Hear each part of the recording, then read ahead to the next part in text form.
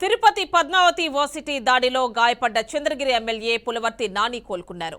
ఆయన్ను డిశ్చార్జ్ చేశారు. అంతకుముందు హాస్పిటల్లో పులవర్తి నానిని టీడీపీ నేతలు పరామర్శించారు. చంద్రగిరి వైసీపీ నేత చెవిరెడ్డి భాస్కర్ రెడ్డి, చెవిరెడ్డి మోహిత్ రెడ్డి తీరును తప్పుబట్టారు.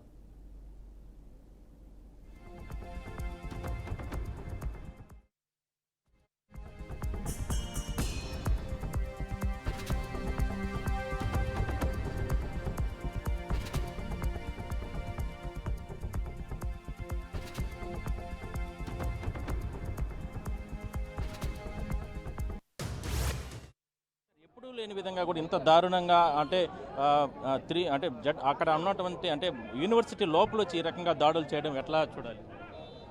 అది పూర్తిగా కూడా పోలీసు యంత్రాంగం యొక్క భద్రతా వైఫల్యమని చెప్పక తప్పదు. ఎందుకంటే వాళ్ళు ముందే ఊహించుండాలా. ఎందుకంటే దానికి మునిపే దాడి జరిగింది.